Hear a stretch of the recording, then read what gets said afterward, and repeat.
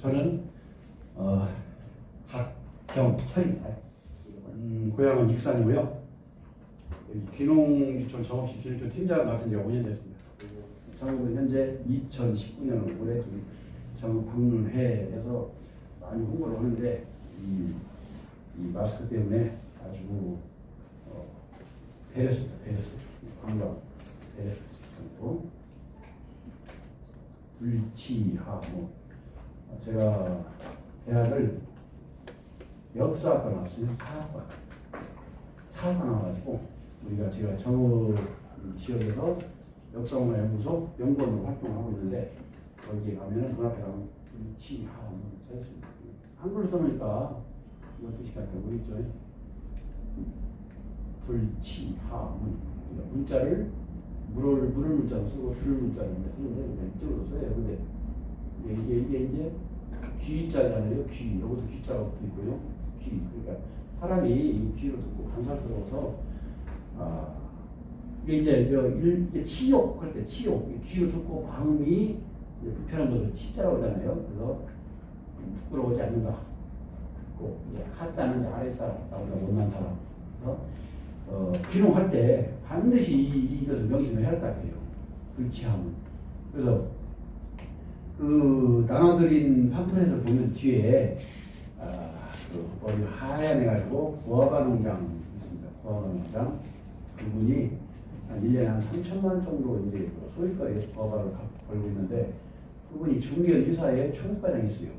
굉장히 성실하게 알았는데 이 귀농하신 분들이 지역에 오면은 자기가 과거에 무엇을 했는가를 속여요 많이.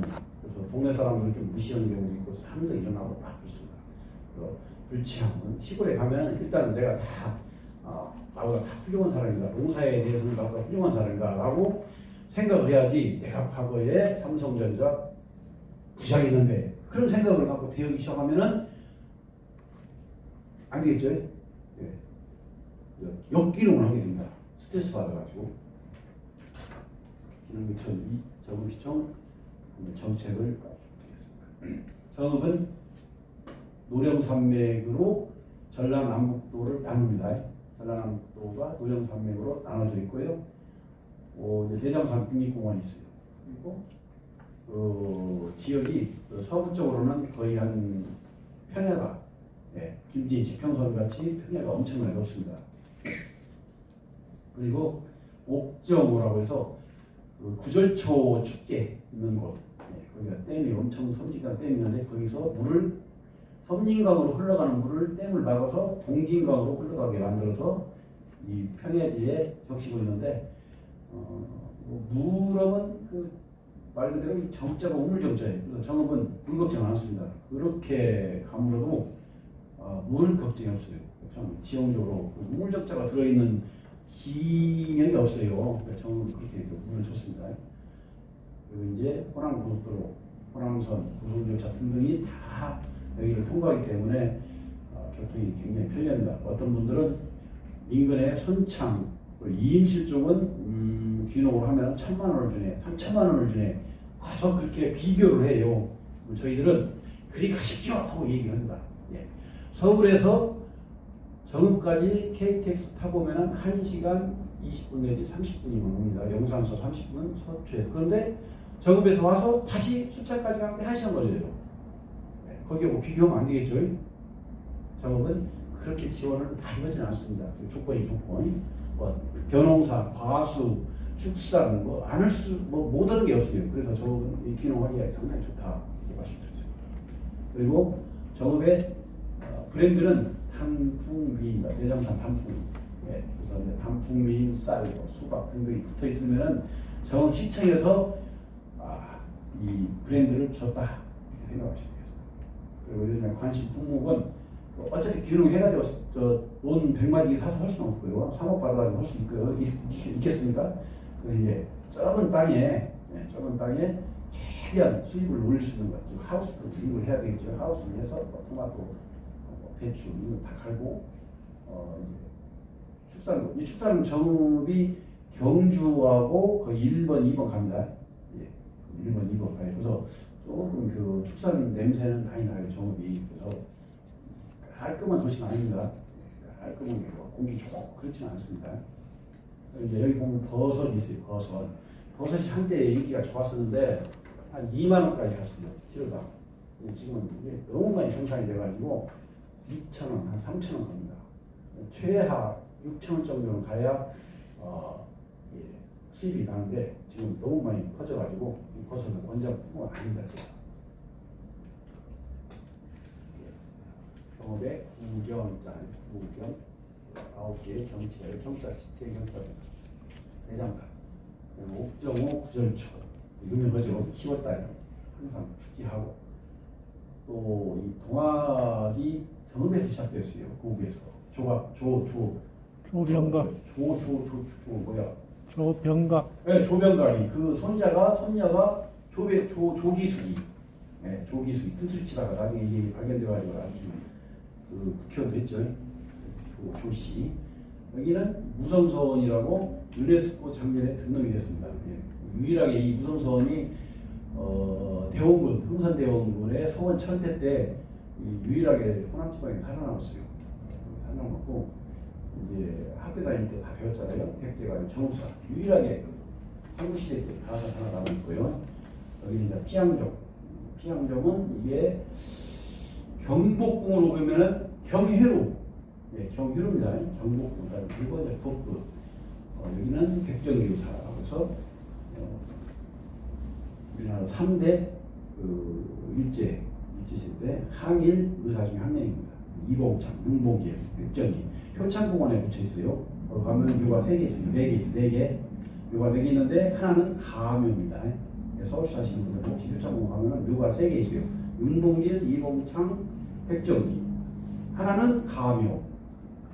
안중근을 사요. 네, 가묘는 안중근. 여기 보면 전설의 쌍화차 거리라고 해서 좀 특이합니다. 물론 전설은 없어요. 그냥 경찰서 옆에 쌍화차 거리라고 해서 만들어놨는데 다른 도시에 가면은 커피점이 많잖아요. 전국은 커피점이 별로 없습니다. 곳곳에 이 전통차를 파는 곳이 많아요. 이상한 도시입니다. 이상한 동네입니다. 시내 곳곳에 전통차가 많습니다. 저번에 가시면 꼭 쌍화차 한잔 드시면 좋습니다.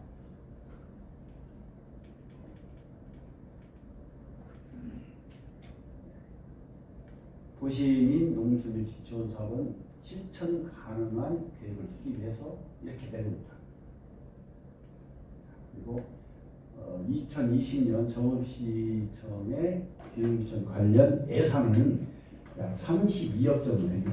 큰 돈 아닙니다. 32억. 근데 여기 보니까 뭐가 18억을 들어있어요. 이게 18억. 이게 큽니다. 그래서 이제 이 농촌 자원복합 산업화는 이 전국 지자체에다가 보통 이 정도 돈을 줍니다. 전국 지자체 똑같이 나눠줘요. 근데 조금 잘하면 1,000만 원 더 주고 못하면 1,000만 원 받고 해서 전국에 있는 지자체가 군산, 김제, 경상도, 상주 다 똑같이 이런 나눠주는 돈이고 요거 이제 도시민 이 유치지원 사업은 현재 72개 지자체만 갖고 있습니다. 그래서 3년에 한 번씩 공모 사업을 해서 받아야 돼요. 공무원들도 열심히 해서 성과를 내야 되고 또 이 공모 사업을 해서 따야 된다. 이 돈을 따지 못하면은 시장님한테 혼나겠죠. 시장 교수님한테 혼나고 예산을 12로 다 세워야 돼요. 12로. 보면 12는 6,400밖에 안 되고 여기 국비도 이렇게 8천만 원 주고 도비도 1,600 줘가지고 이 사업을 하는데 이게 공모 사업이 안 되면 12로 다 이 돈을 세워야 돼요. 그래서 시장님한테 혼난다에 떨어지고 공무원도 요즘에는 굉장히 열심히 공부해서 이런 사업을 따라하고 있습니다. 시 자체 사업으로서는 약 1억 9천에서 이런 사업을 하고 있고요. 요게 이제 한 10가구 지금 공사를 하고 있는데 10여 가구를 이게 공기 좋고 물 많고 그런 데다가 축산도 없는데 그러다가 한 10가구 정도를 공동주택을 쳐요. 공동주택. 그래서 거기서 도시민들이 바로 이제 시골로 들어가는 수도 있지만은 잘 적응을 못 하시는 분들을 이 집에 넣어가지고 이 집에 들어와서 한 1년 정도 마을 공동체 그 생활을 하면서 농촌 적응 훈련을 하는 것이죠. 이렇게 이제 대비를 보면 2017년 제가 2016년부터 있었어요. 2016, 17, 18, 19, 올해까지 5년 동안 정읍시 최장수 팀장을 하고 있습니다. 다른 부서는 보통 2년에 한 번씩 바뀌는데 전부 잘한다고 계속 맞춰놓고 제대까지 시키려고 해요. 올해 치웠다 도망가라. 힘들죠. 이렇게 네 군데에서 정읍시 기술기초는 추진을 하고 있습니다. 그래서 제가 여기 있고요. 직원이 저쪽 뒤에 여직원 한 명 있고 사무실 지키고 있습니다. 그리고 정읍시 기술기초센터 또 저 뒤에 마스크 쓰고 서서 왔다 하시는 분이 센터장입니다. 근데 행정에서 파견을 했어요. 계약부 3명 있고요. 왜 행정을 파견했냐면 작년에 만들었습니다. 작년에 제가 이제 그 센터를 만들었는데 민간인들만 처음에 하면은 서류도 못 만들고 조금 미스가 많이 나기 때문에 우리 시장님한테 공부를 해서 한 2년만 공무원 파견해 주십시오 해서 파견을 왔습니다. 올 12월달 되면은 공무원은 다시 원래 복귀하고 민간인들만 3명이 기술기술지원센터를 운영하게 될 예정입니다. 그리고 정읍시 농업기술센터는 여기도 직원이 3명 있는데 여기는 이제 농기계 교육이나 실용교육을 합니다. 그래서 저희들은 행정 분야라 이렇게 예산을 준다거나 집을 고친다거나 그런 걸 하지만은 배추에 농약을 언제 뿌리는가 그런 거 못 옵니다. 저희들은 못해서 이 기술센터에서 해요. 그리고 이제 민간 단체로서는 정읍시 기술기준 협의가 있습니다. 여기 비영리 그냥 단체인데 우리 기술기준 하시는 분들이 와서 관리를 해서 활동을 하고 있고 박람회 이런 데 참여를 합니다. 기술기준 협의에서. 기술시 지원센터는 현재 정읍시 제2청사 있고요. 센터 김동원 추가 뒤에 있습니다. 그래서 이렇게 학교도 운영하고 박람회 등등 해서 예산을 우리 시에서 넘겨주면 그런 사업을 계획부터 추진을 하고 있습니다. 작년 3월달에 설명을 했습니다. 기술기준 협의회는 현재 한 회원이 한 65명. 그러니까 사실은 그 한때 회원이 한 170명까지 늘었는데 이제 그 본인들이 이제 어느 정도 이렇게 적응을 하면은 탈퇴도 하고 그러더라고요. 오래 있는 분도 있고 탈퇴도 하고 했는데 이렇게 운영을 하고 있습니다. 그리고 정읍에 또 전국 기술기준 학교 영농조업법이라는 게 있어요. 여기는 이 김준성 씨가 그 농림부에 직접 공모사업을 해서 자기가 예산 따다가 학교를 운영을 해요. 그래서 우리 시에서도 기술기준 학교를 운영하는데 여기는 연중 한 4번 정도 이렇게 자기들이 예산을 농림부 예산을 따다가 직접 하는 곳입니다. 그래서 저는 그 시에서 전체 그 교육을 감당을 못하니까 이제 민간 단체에서 영문력을 만들어서 교육을 하고 있어요. 재작년이구만. 재작년에 이제 정읍시 기술기준 학교에서 한 30명씩 뽑아가지고 보통 2주 합숙훈련으로 가르치고 있습니다. 여기가 전국 기술기준 학교예요. 여기가 전국 빨간 분이라는 여기 가운데 이분이 대표입니다. 여기는 작년에 했는데 여기 이분이 그 협의 회장입니다. 회장. 일본에서 오래 살다가 와가지고 지금 하우스 호박, 배추 같은 거 이런 걸 키우고 있어요.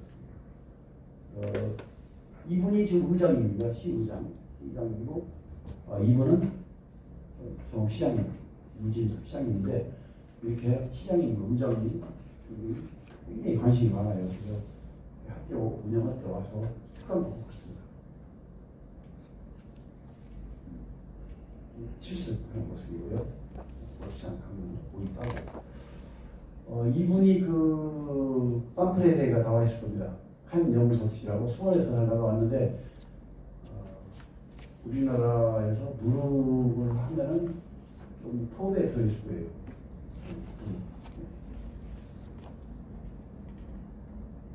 귀농은 이제 뭐냐? 귀농은 뭐냐? 무슨 귀농은 말 그대로 농업을 주업으로 해서 먹고 살려고 하는 것입니다. 귀농. 귀촌은 내가 농사 안 짓고 이제 정면 퇴직하고 시골에 가서 그냥 사는 겁니다. 돈이 많다거나 건강이 안 좋다거나 여러 가지 그런 모습. 귀농과 귀촌은 약간 구분이 됩니다. 농사를 질 수밖에 없는 거예요. 단계는 굉장히 무지개로 딱 되는데 7단계 가면은 탐색입니다. 탐색. 그래서 정보 수집, 처음에 정보 수집을 해요. 기능이 뭔가 지자체도 가보고 박람회. 그 다음에 결심을 하게 되죠. 결심. 내가 시골로 살아야 되겠다. 아무리 붙입니다. 그래서 가족과 충분히 논의를 해서 가야지 이때 나 혼자 갈 테니까 당신은 시골에서 아니 저 도시에서 계속 사세요 하고 내려오면은 실패 확률이 굉장히 높습니다. 예. 굉장히 높아요. 가족이 같이 뜻을 가지고 와야지 혼자 내려와서 시골에서 산다고 보면 실패 확률이 높더라고요. 그러니까. 세 번째는 귀농 교육을 받습니다. 지금 여기 계신 분들이 세 번째 단계로 왔어요. 교육을 받기 시작해요. 그리고 이제 여기서는 대상 작물을 선택해서 영농 기술을 배워야 되겠죠. 축산을 하고자 하시는 분은 축산 교육을 이제 받아야 됩니다. 본격적으로. 축산도 양돈을 해야 되겠다 하려면 돼지에 관련돼서 교육을 집중적으로 받아야지 축산을 하는데 양돈을 준비하고 계시는 분이 무슨 양기장 다니면서 닭 교육을 받으면 한 필요가 없겠죠. 네.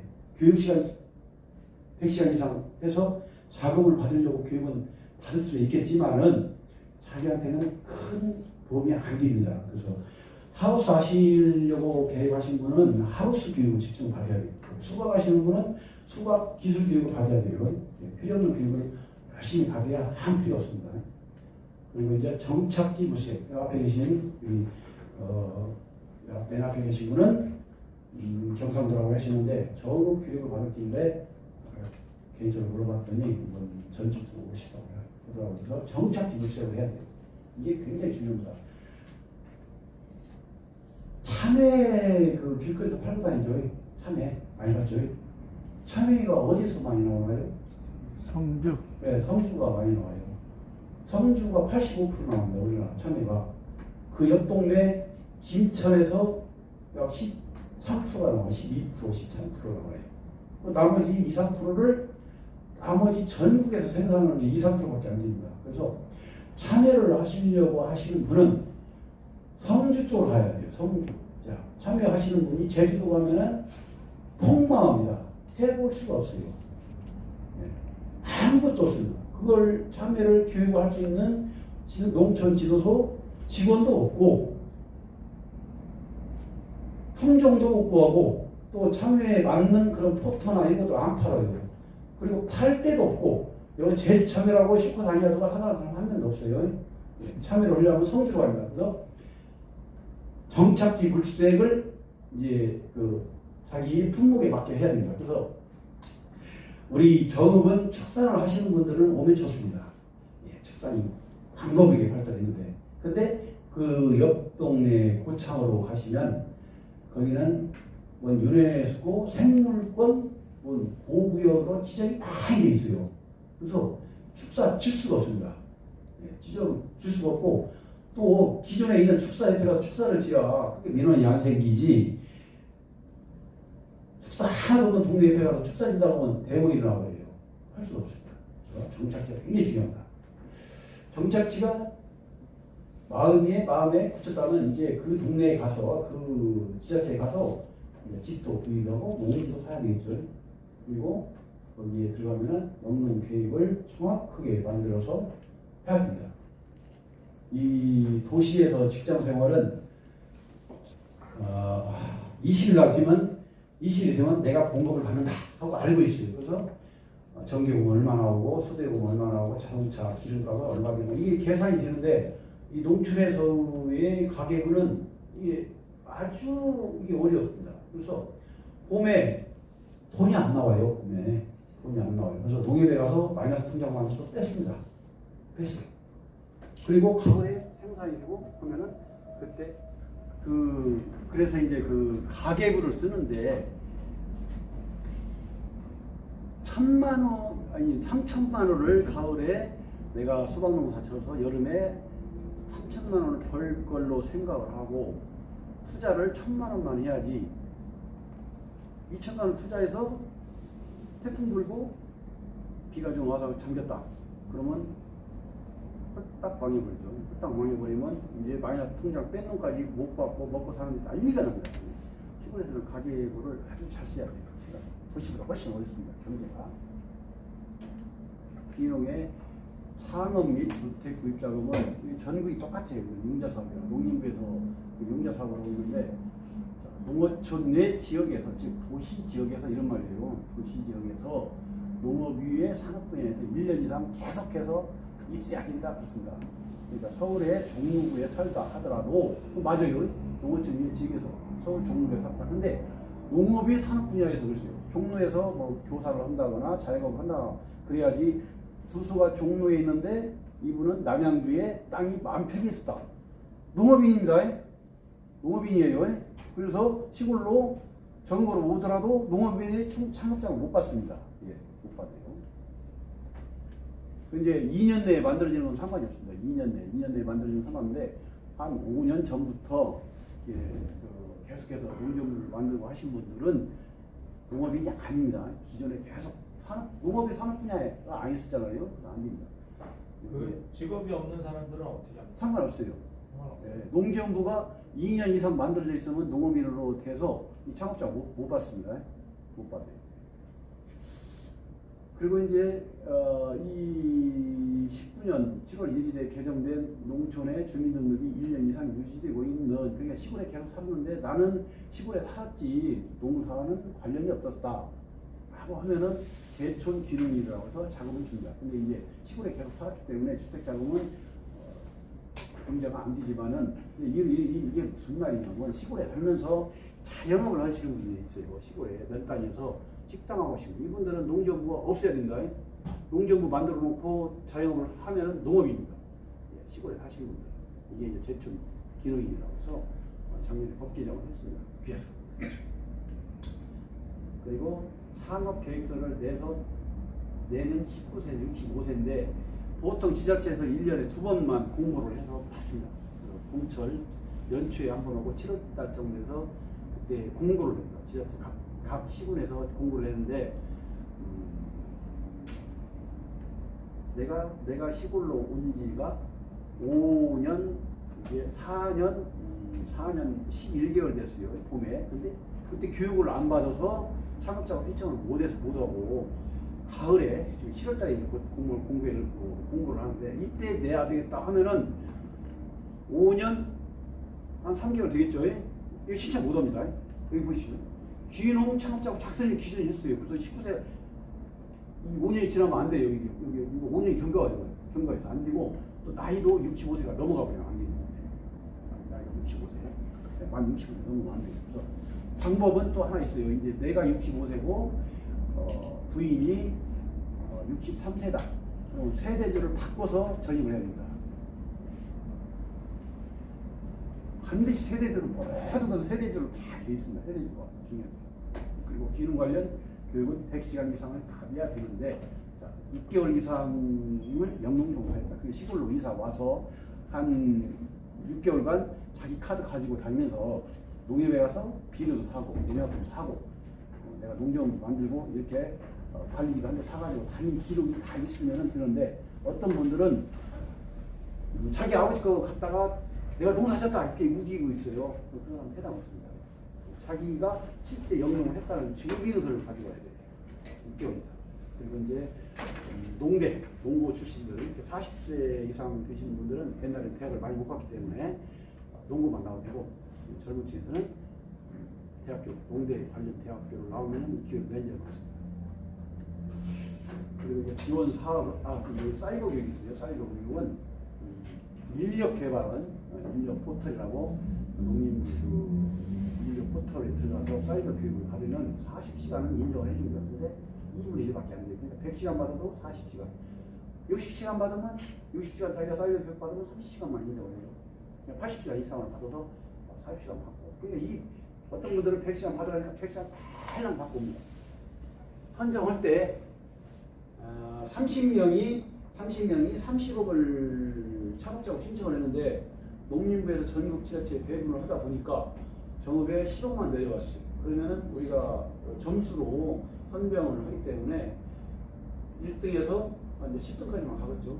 그래서 그 돈에 딱 맞춰서 딱 잘라버립니다. 그리고 나머지는 반 기회.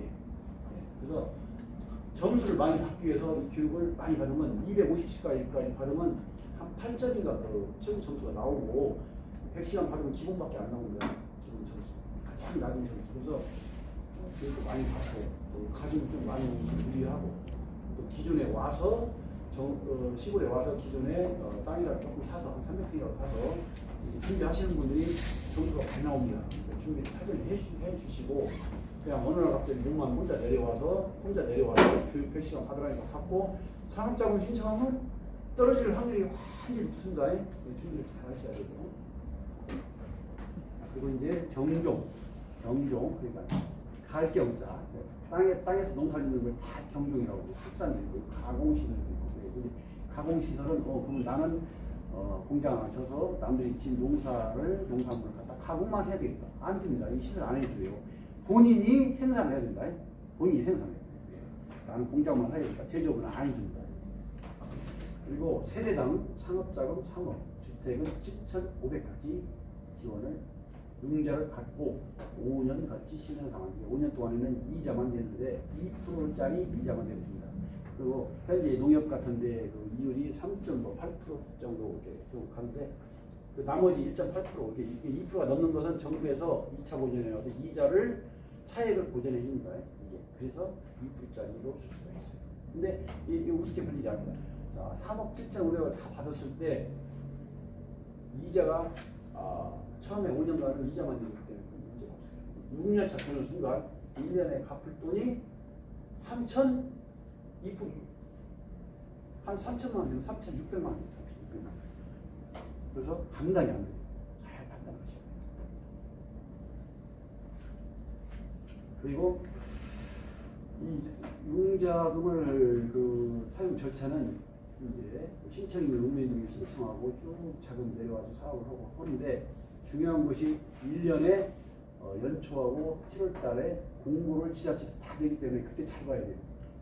고창으로 간다거나 순창으로 간다거나 충청남도 홍성으로 가든 그때 그 시군에 언제 공고 내는가를 지자체에 들어가서 꼭 확인을 해서 이때 공고를 놓치면은 반년 기다려야 돼.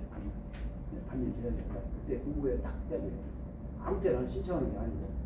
그리고 신청인은 하기 전에 꼭 농협에 가서 금융 상담을 받으셔야 돼요. 내가 5년 전에 카드 1,000만 원 안 갚아서 복축을 받았다. 블랙리스트에 올라가 있어요. 딱 빨간색 올라가죠. 농협에서 상담하면 그때 5년 전에 그 돈 1,000만 원 안 갚아서 복축 하고 그랬죠. 알고 있습니다. 그래서 자금 안 줘요. 그러니까 본인이 싹 깨끗이 털어놓고 자금 받아야 됩니다. 농협에서 아주 까다롭게 됩니다. 이 돈은 그러면 정부 돈 왜 안 줘? 정부에서 이자만 준다니까요. 이자만 2% 넘는 이자만 주기 때문에 다 농협 자금이에요. 그 농협에서 자기들이 안 주고 싶으면 안 줘요. 그러니까 사전에 금융 상담을 해서 본인이 자금을 어느 정도 받을 수 있는가, 깨끗한가, 신용불량 안 걸리는가 다 해야 됩니다. 시청에서 이렇게 시장 지진 딱 찍어서 갖고 왔는데 왜 당신들이 왜 돈 안 줘? 천만의 말씀입니다. 안 줍니다. 자, 정읍시에서 특화사업입니다. 여기서는 이제 순창과 상주와 제주도 다 틀립니다. 이거 그 지자체에서 시민들의 순수한 세금으로 만들기 때문에 여기는 다 틀려요. 아까 순창에서 1,000만 원 주는데 왜 정부 500만 원 줍니까? 글로 가세요. 저는 그래요. 글로 가지 뭐 들어옵니까? 정읍시청에 500만 원을 1,000만 원 올려주세요. 해야 소용없어요. 이것은 의회에서 딱 이렇게 해요. 정읍은 그만큼 사업은 편하니까, 그러니까 유리하니까. 그러니까 이제 저쪽 그 시군딸 무주 같은데, 임시 같은데 이렇게 좀 지자체 상권 쪽으로 들어가면은 인구가 2만 3만밖에 안 돼요. 굉장히 그 힘들고 인구 이제 절벽에 무너져서 군청이 없어지는 그 상황이 빠졌기 때문에 그런데는 그 돈을 조금 더 줘가지고 사람을 끌어들이려고 하는 그런 게 있어요. 그래서 우리 정읍에서는 크게 3가지 사업이 있는데 정읍시 이외에 농어촌 중에 3년 이상 계속 해줘야 한다. 아까는 1년이잖아요. 여기 3년이에요. 그래서 서울에서 3년 이상 계속해서 농업에 이것도 종사를 해야 돼요. 예? 서울 종로에 살면서 남양주에 땅이 3,000평이 있었다. 이건 농업인입니다. 농정부 가지고 와요. 나 서울에서 왔은 게 집 짓는데, 집 고치는데 500만 원 주세요. 안 줍니다. 예, 기존 농업인입니다. 그리고 순창이나 홍성이나 여기 충청도 어디 논산서 오셔가지고 논산도 이제 시지만은 도시에서 오는 건 상관없어요. 근데 논산은 무슨 면에서 오셔가지고 나 밖에 다른 시골에서 왔으니까 집 짓는데, 집 고치는데 돈 주세요. 안 줍니다. 저희들 안 줘요. 이거 다 틀립니다. 시군별 틀린데 안 줍니다. 그래서 정읍시 위에. 또 어떤 분들은 정읍 시내 살다가 아파트 살다가 살금머니 주소 옮기고 우리 집 고치가니까 돈 달라고 해오는 사람도 있어요. 안 줍니다. 절대 안 줘요. 그래서 이제 정읍시 자체 시민들의 그 예산으로 순서를 시비로만 하기 때문에 의회에서 딱 통제를 해버립니다. 정읍시 바깥에서 전주 이런 뭐 대전 이런 광주에서 이렇게 도시지에 살다가 3년 이상 계속 거기다가 와야 돼요. 어떤 분들은 또 집 고치려고 정읍에 살다가 가만히 광주로 가서 아들 집에 갖다 주소 갖다 놓고 또 와서 또 돈 들어오는 사람이 있어요. 3년 이상 살아야 돼요. 좀 불편하게 만들어놨죠. 우리가 다 그 창과 방패라고 우리를 속이려고 하는 사람들이 많기 때문에 시에서도 연구를 해서 꼼짝하게 해놨어요. 제가 다 연구했거든요. 그래서 이제 65세 이하 바뀌면 500만 원 그냥 줍니다. 집 고치면 지붕을 고치든 화장실을 고치든 벽체를 다 뜯어 고치든 500만 원짜리 주면은 나머지는 본인이 더 붙여서 집을 고치면 됩니다.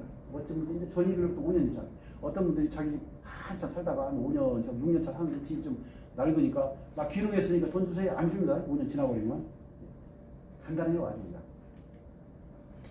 그리고 또 어떤 분은 집을 고쳐 이런 분도 있어요.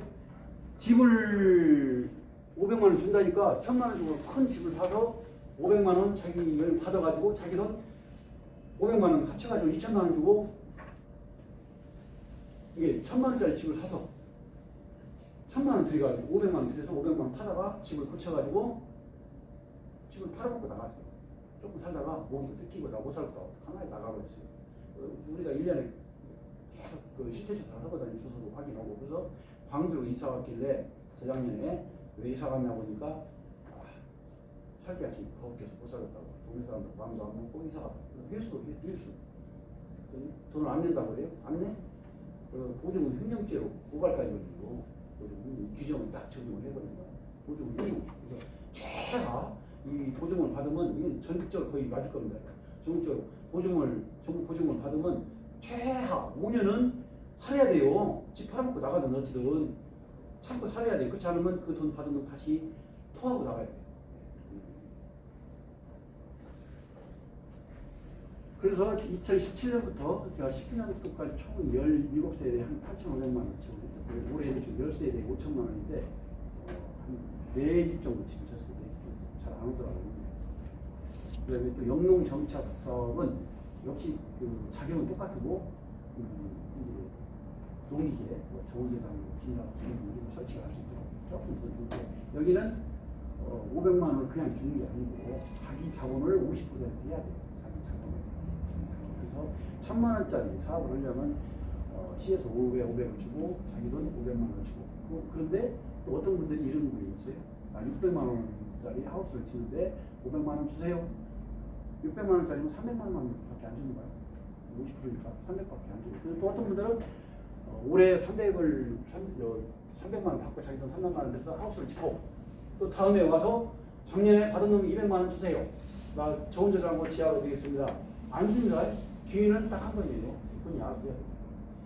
자기 돈 적금 해놓은 게 아니거든요. 그래서 그런 분도 있어요. 내가 올해 100만 원 쓰고 내년에 또 100만 원 쓰라니까 기다리시라고. 한 번에 말씀드려 시에서 안 줍니다. 근데 그걸 어떻게 하냐? 딱 이름 치면 쫙 뜨게 돼 있어요. 지금 공짜 잘 돼가지고. 그래서 그 시골에 오셔가지고 이런 자금을 받으려면 최대한 많이 받되 한 번에 다 해서 처리를 하셔야 돼요. 한 번에. 근데 이게 이제 2030 결혼 세대. 제가 작년에 시장님한테 보고를 해서 특허사업 한번 합시다. 뭐냐? 그래서 2030. 왜 2030이냐면 시골에 가면 사람이 없어요. 예. 사람이 없어요. 그래서 여기 결혼 세대잖아요. 결혼 세대. 즉 결혼을 했다는 것은 애기들이 나올 수 있는 확률이 높아요. 40대 넘어 얘기 안 나니까. 이분들한테는 500만 원 50% 없이 그냥 1000만 원을 지원하자. 파격적으로.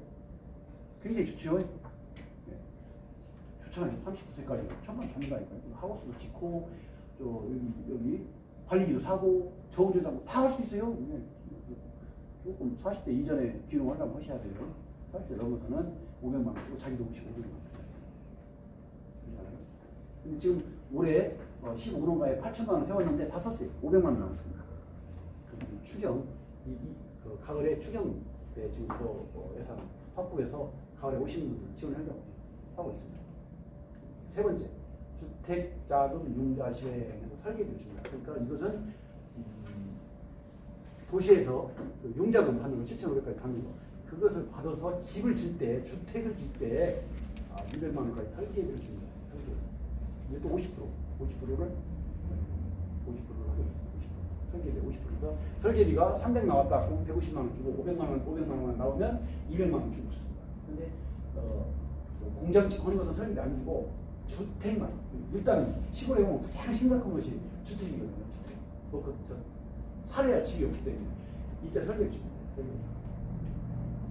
기흥님의 집은 시골에 가면 빈집이 많이 있어요. 빈집을 우리 시에서 한 3천만 원씩 들여서 리모델링을 깔끔하게 해가지고 바로 시골로 와서 집을 구하기가 힘드니까 그 집에 살면서 본인들이 1년 플러스 3개월, 즉 15개월까지 살면서 자기 집을 마련하도록 하는 겁니다. 우리 시에서 보통 현재 지금 17동을 만들었는데 17동을 만들어서 2013년부터 매년 한 동, 두 동, 세 동에서 지금 16동을 지금 하고 있습니다. 운영을 하고 있습니다. 저한테 오셔가지고 당장 집이 없다. 이 집에 들어가서 살면서 자기 집 사든가 짓든가 또 하면 됩니다. 이렇게 쳤어요. 이게 아주 시골에 그 헌집들인데 깔끔히 붙였죠. 다 설계해가지고 깔끔히 또 형편없는 집이고요. 이 집이 지금 현재 우리 그 농정과 과장님의 집입니다. 이게 이 집이 그 내장산 그 들어가는 입구에 있었는데 이게 지금 그 어떤 교수님도 와서 시도 쓰고 지금 자기 뭐 텃밭 끝나고 와서 있다가 지금 나갔어요. 이런 집을 만들어가지고 살도록 하는 지금 총 이렇게 19년까지 해서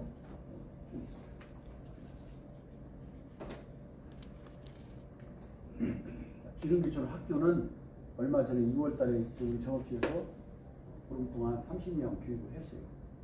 2012년부터 3번. 올해는 지금 2번을 계획하고 있는데 6월달에 했어요.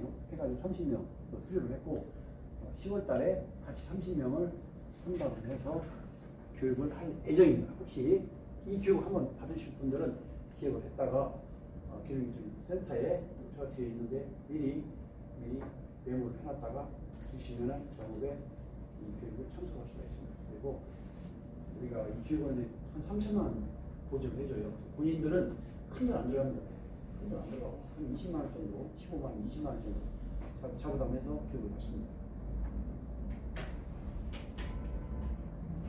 이렇게 교육지원센터에서 직원이 오면은 교육을 상담을 다 하고 상담을 만들고 그래서 문자 발송을 해달라면 체크를 하면 이렇게 문자 발송을 다 해드립니다. 그때 교육이 있습니다.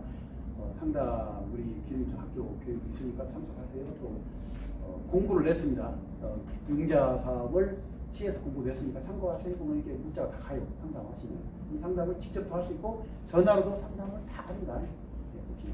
정읍시 기흥지원센터 전화번호는 534-6789 534-6789로 전화 상담도 가능하고 방문도 가능합니다. 기흥지원 학교를 운영할 때 앉아서 책상에서 하는 게 아니고 밖에 나가서 땡볕에 나가서 막 일을 시킵니다. 일 시켜야 밖에 나가서 실제로 잡습니다. 빨간 일은 다 기능기준 전부 기능기준 학교고요. 동기제 기획도 하고 합니다. 여기가 좋더라고. 그래서 이거 시키면 짜증나고 있죠. 그런데 엄청 짜증나고 있죠. 아 농사짓기 힘들겠구나 하고 돌아가시는 분이 있어요. 교육받다가 중간에 못 받겠다고 하는 거죠.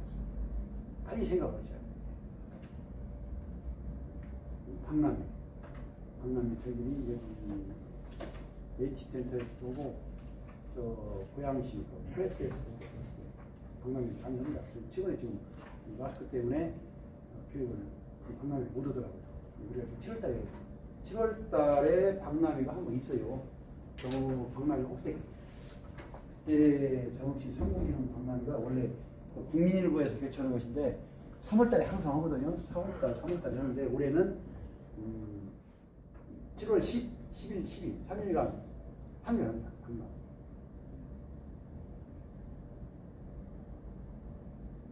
이 박람회를 어디서 하죠? 상공기능기초 박람회를 어디서 하죠? 여기서 하는가요? 메이트센터에서? 여기서 하죠? 네, 여기. 그때 한번 와서 보시면 전국에 있는 지자체에서 많이 참석합니다. 박람회. 여기서 합니까? 네, 2층. 그때 딱 오시면은 전국 시군이 많이 참석합니다. 그때 우리 정부도 참석하고. 날짜 다시 한번 말씀해 주세요. 11, 12. 11. 그렇게 박람회 많이 했고요. 2020년 우리 참가 예정을 했는데 이게 이제 그 일정이 자꾸 연기되고 있어서 그냥 예정이 가 있는데 날짜가 잡혔어요. 7월 10일부터. 박람회장을 가면 이렇게 협의 친구도 나오고 우리 시청에서도 있고 제가 이제 옛날에 상담할 때 걔들 상담할 때 와가지고 걔들 상담을 사진이 이분이 지금 상담하고 제가 지금 앉아서 상담을 받는 것 같아요. 누가 사진을 고약하게 찍어가지고 제가 상담해요. 상담한가요? 이분이 지금 상담을 받으러 왔어요. 딱뭐 펴놓고 좀 볼펜으로 저를 상담하는 것 같아요.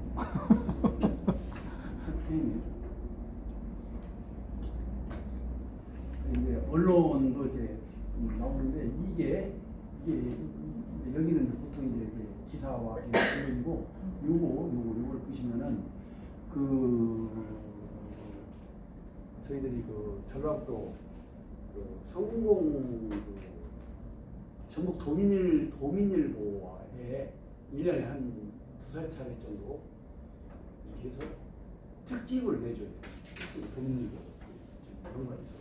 그러면 거기 보면 허석영 씨 부부가 있습니다. 허석영 씨 부부, 박명국 씨, 그분들도 다 특집을 한 번씩 나왔는데 한 번 나가고 나면은 한영석 씨도 나왔네요. 한영석 작년에 이분들 한 번씩 그 신문에 특집을 나가면 그 물건 자기 생산하는 물건 파는 데는 굉장히 유리합니다.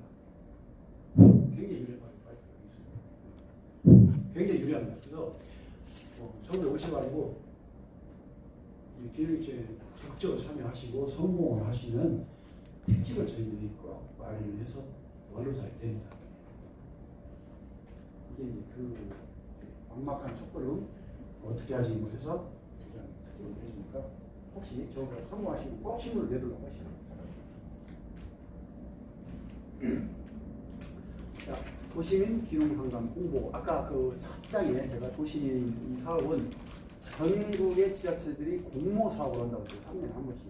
그래서 하는데 도시민 상담이 8월달하고 11월달에 계획을 했어요. 1차는 8월달이고 2차는 11월달에 해서 35명이 되는데 이것은 서울시 농업기술센터에서 우리 정읍지역으로 이렇게 협약을 해서 하는 것이 있고 전라북도 하는데 순창군, 고창군 돌아가면 하는데 저희 정읍시에서는 이렇게 두 번 기획을 하고 있어요. 봄에 했어야 하는데 봄에 이 마스크 때문에 못했습니다. 여름에 한 번. 이것도 계획이에요. 지금 확정 못했습니다. 현장 체험학교라고 이거 이제 2박 3일간 단기 교육을 하는 거여서 수도권에 계시는 분들을 버스에 모셔다가 전국에 가서 한 바퀴 돌고 또 농장 성공한 농장 구경도 하고 할 수가 있는데 여기 역시 못했어요. 여기 또 못했어요. 5월 하순에 하려다가 못했어요.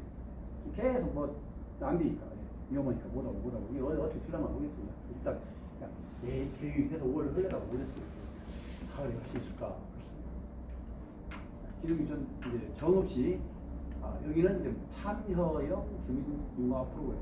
시골에 가면은 이 주민들하고 화합이 안 되면은 못 삽니다. 시골은 이 간섭을 굉장히 좋아해요. 시골 사람들은 도시는 이제 아파트에서 발소리만 나도 싸움이 일어나고 그런데 시골 사람들은 더합니다. 그래서 저는 지나가다 인사하다니 저는 위자차 타고 다니면서 먼지 내고 갔어. 좀 가만히 나오는 거야. 굉장히 스트레스 받게 오고 자기 집 앞에 이렇게 좀 말 그대로 싸가지 없다. 그러면은 또 경비 같은 거 세워놓고 자동차 다니는데 아주 고약하게 경비 다니는 게 맞는 거예요. 진짜 시골 사람들이 보통 사람들이 아닙니다. 근데 또 마음이 잘 통하면 그냥 해준다. 잘 해준다. 안 밀려주는 것이 딱 하나 있어요. 안 밀려주는 게 딱 하나 있어요. 그것은 말씀드리겠습니다. 시골 사람들이 하여튼 순박한 초인데 한 번 미워하면은 아주 오래 갑니다. 대를 지어서 싸우고. 그래서 이제 이 주민융합 프로그램은 귀농인들이 지역 주민들하고 빨리 화합을 하고 같이 공동생활을 할 수 있도록 지원하는 사업인데 보면은 재능기보다 그러니까 귀농하신 분들이 자기들이 어떤 특출한 재능을 가지고 있으면 지역민들하고 이런 기술이 있으니 같이 해봅시다. 그래. 그래서 이렇게 도배장판도 옛날에 그랬어요. 도배장판도 해주고 이제 할머니들 혼자 사시는 분들 도배장판도 깔끔히 사다가 했어요. 이런 자금은 이런 예산은 자기 시에서 다 대주고 귀농인들은 무료로 몸으로 때우는 거죠.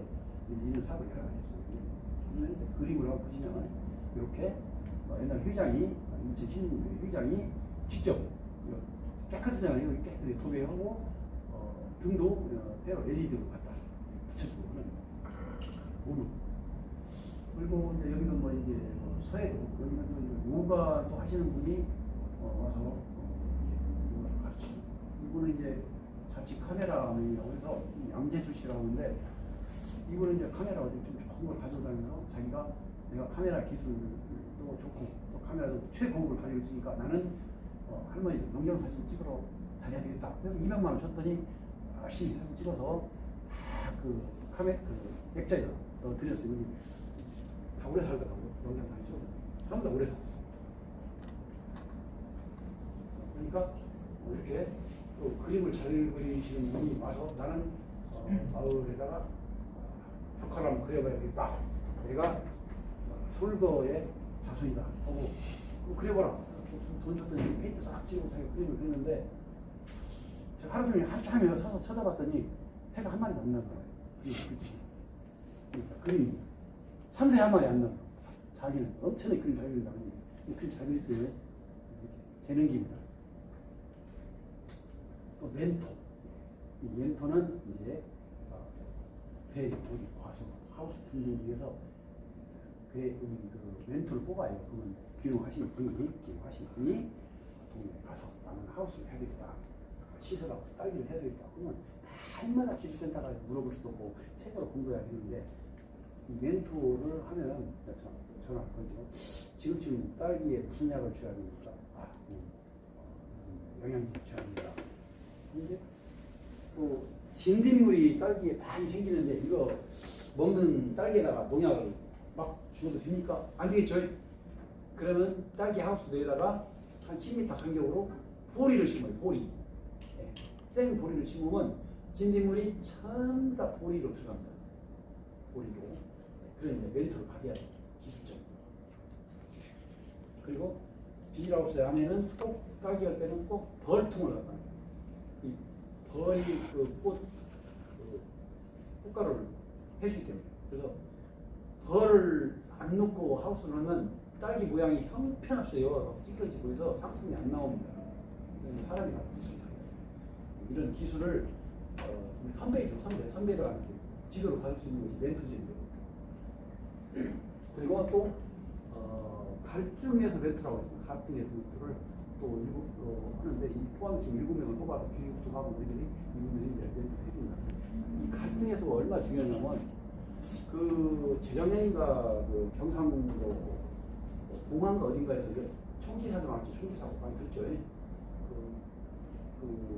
뭐 상수도 문제 가지고 연수하고 직원들 둘이 총으로 쏘고 기름도 쏘고 해서 좀 그런 대응 사건 났죠.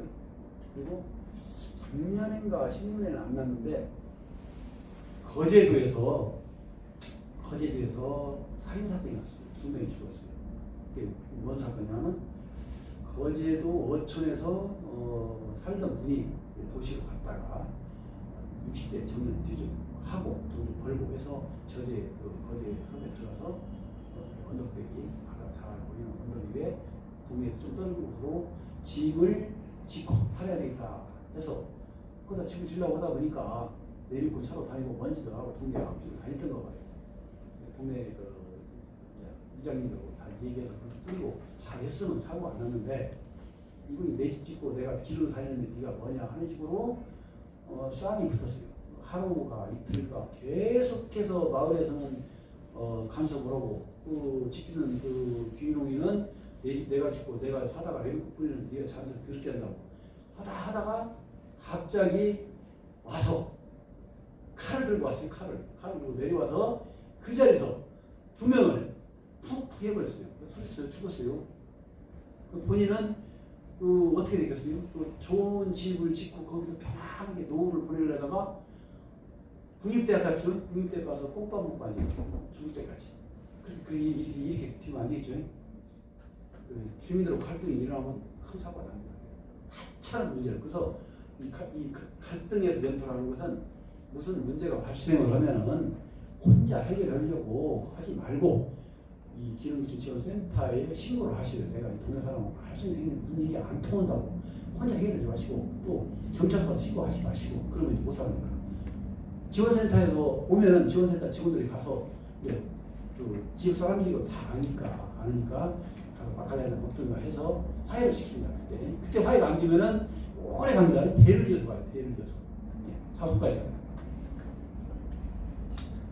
또 기능기준 동아리가 있어요. 동아리. 이것은 기능을 하다 보면은 지역민들하고 잘 못 어울리잖아요. 우리가 동아리를 만들어라. 가도 공예 이런 만들어서 한 10여 명이 자기들끼리 자꾸 만나고 보면은 이렇게 외롭지도 않고 또 지역민들하고 바로 이제 살 수 있잖아요. 이런 제도를 만들어서 1개월에 한 200만 원 줍니다. 200만 원씩 줘요. 그러면 그런 활동할 수 있는데 여기 보니까 지금 앉아보시고 제가 선물이 3개 갖고 왔어요. 이게 아주 고급 명함 케이스인데 하나 드릴게요.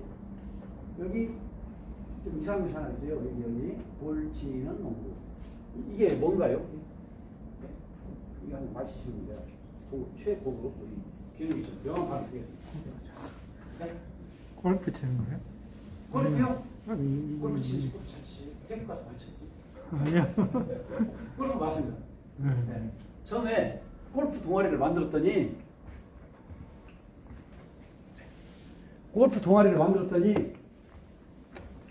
당시에 우리 그 과장님이 와서 무슨 농민들이 골프 치는데 돈을 줘가지고 동아리를 만드냐고 막 그랬어요.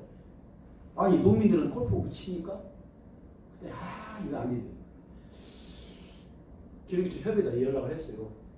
아이디어를 내서 다른 이름으로 한번 갈까봐.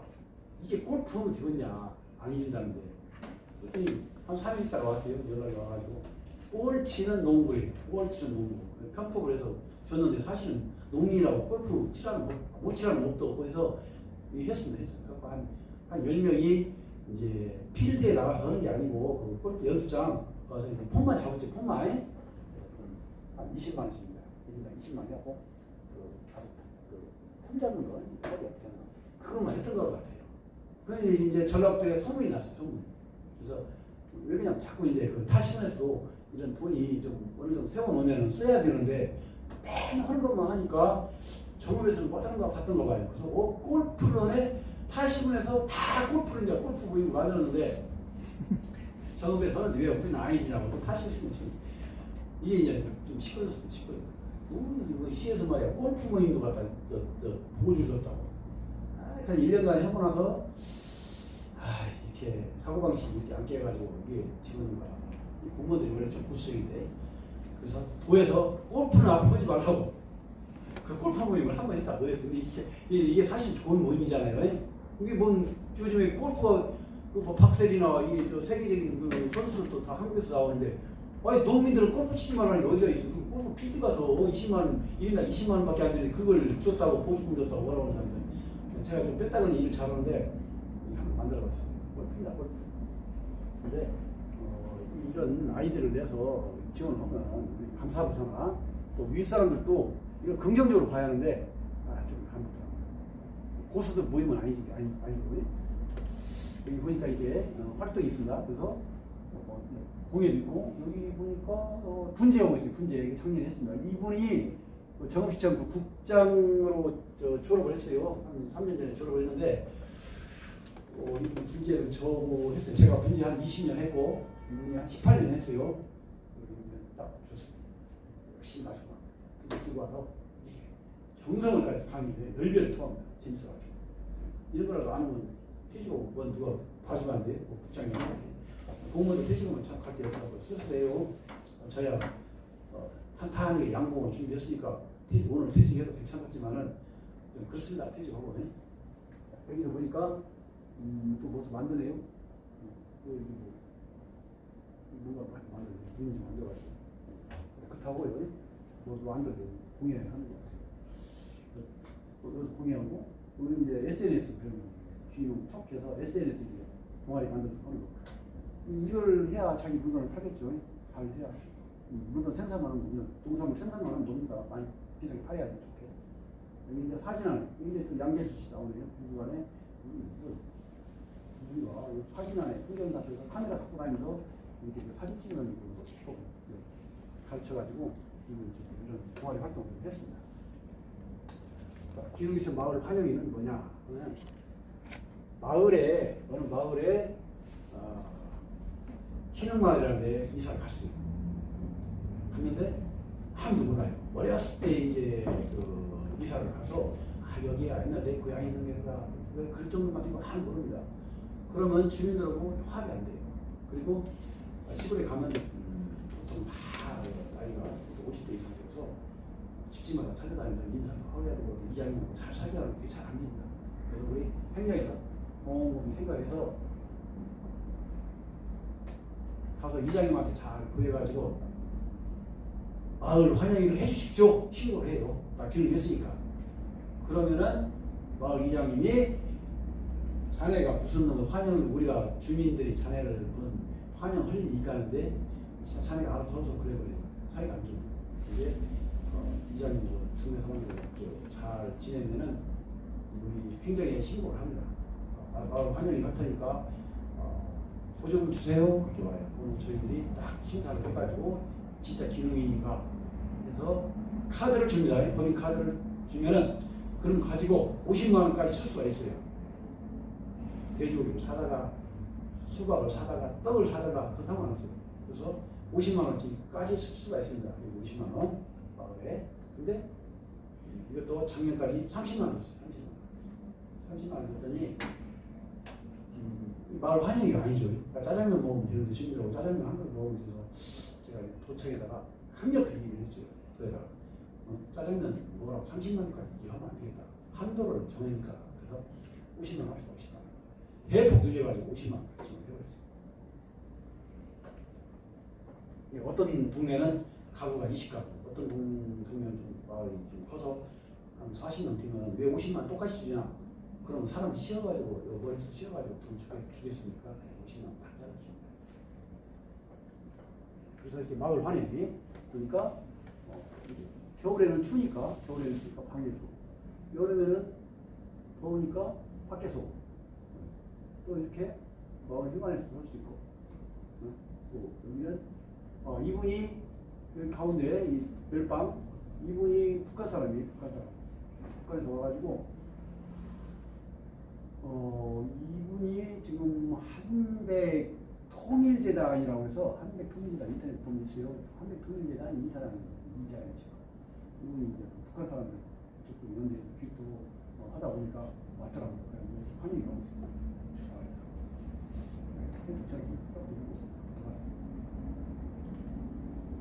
그다음에 또 주민 참여형 프로그램 중에 리더교육이 있습니다. 이게 왜 필요하냐면은 마을 이게 마을 이장님들이에요. 마을 이장님 연사무소 이장님 때 교육도 하고 이런 교육을 수시로 하는데 이 기농인들이 오면은 주민들이 상당히 배타성이 강하다고 했잖아요. 어떤 동네는 빈 집이 몇 채가 있어도 기농에서 집 산다고 하면 안 팔아요. 안 팔습니다. 그리고 빌려달라고 안 한 동네가 있습니다. 철저하게 기농 한 명도 안 받은 동네가 있어요. 과거에 기농하신 분 중에서 아주 못된 짓을 하고 동네를 시끄럽게 했던 그런 트라우마가 있어요. 그렇습니다. 한 예로 군산에서 벌어진 사건인데 저는 한 중년 전 되겠죠. 중년 두 분이 와서 내가 진짜 도시에서 오랫동안 살았는데 정말 시골에 와서 열심히 일하고 하려니까 동네하고 있어. 어려운 중년 남자가 와서 이거 시골에 정착원 다니까 마을에 좋아했죠. 동네 또 텐트로 놀러 다니면 좋겠다고 대여 환영을 해서 동네 집도 말씀해주고 했더니만 팍 돌려냈어요. 정가 7번 와가지고 그날부터 술 먹고 인사도 많고 시끄럽게 하고 나가지도 않아요. 그 오지경은 귀농인들 신원조회를 할 수 있도록 권한을 주세요. 그런 의견이 많이 나왔습니다. 개인적으로 못 오는 것인데 오지경은 동네에서 귀농 온다고 하면 신원조회해서 신원조회 검찰청이나 신원조회 경찰에 신원조회가 한번 정가 있는 없는 우리가 받을 테니까 그런 건의사항까지 들어왔어요. 이 사람이 들을 때는 다 속이고 들어와서 본색이 드러나는 경우가 있더라고요. 그래서 동네에서 이렇게 귀농인들을 아주 안 반기는 사람이었어요. 안 반기는. 그래서 이제 이 주민들을 이렇게 교육을 저희들이 행정에 하는 이유가 제발 귀농하면은 또 우리 자식들 다시 돌아갔다 생각하고 따뜻하게 받아주십사 하고 교육을 합니다.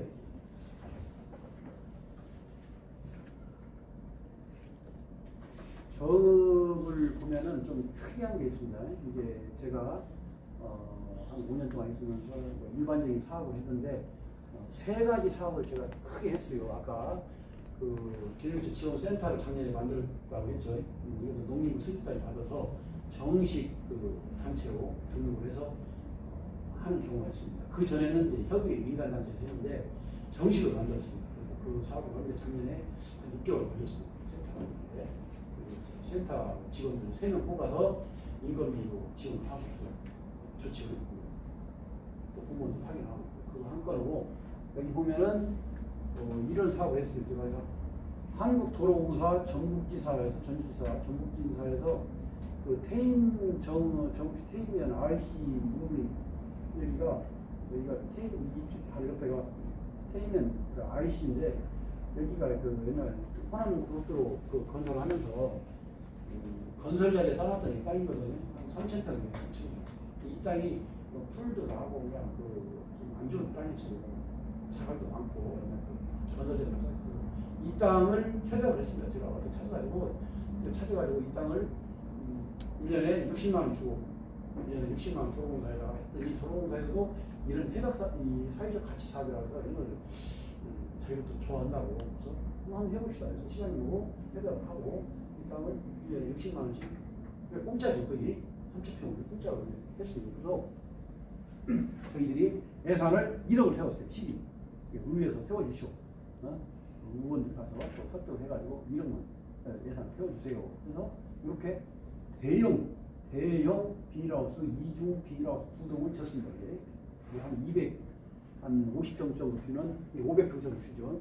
대형 하우스 2동을 짓고 이렇게 콘테이너 박스도 하나 사가지고 관정도 파고 해서 여기가 노지가 굉장히 큽니다. 이쪽 노지가 굉장히 커요. 여기다가 다 지금 감자도 심고 꽃도 심고 해서 귀농인들이 여기서 생산해서 짭짤한 수익도 올리고 또 여기서 생산하는 농산물은 이렇게 농산물 직거래 기념시 그러니까 도로공사에다가 납품을 하면 다 받아줘요.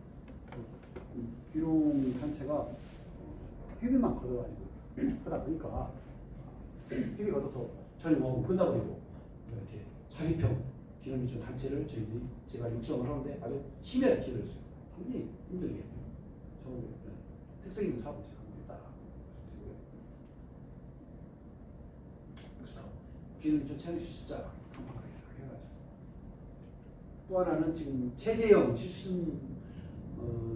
가족 실습농장이라고 이런 국비까지 다 도비까지 갖다가 공모사업을 만드는 것인데 이렇게 여기가 좀 포도나무거든요. 포도나무인데 여기 땅을 샀습니다. 사가지고 현재 이제 이런 식으로 지금 집을 이렇게 5동 쳤습니다. 그래서 다른 곳에 있는 사진을 가져왔는데 지금 공사 중이라서 귀를 살면서 자기들끼리 이렇게 협동작을 만들고 그래서 한 1년 동안 거주하면서 농촌 생활을 어떻게 하는가 하고 훈련을 하는 것이죠. 농사를 어떻게 짓고 하는 거. 농장을 만들 수 없으니까. 이렇게 다 사가지고 전체 다 사가지고 주택을 몇 동이 돼야 돼? 5동 쳤습니다. 창고 짓고.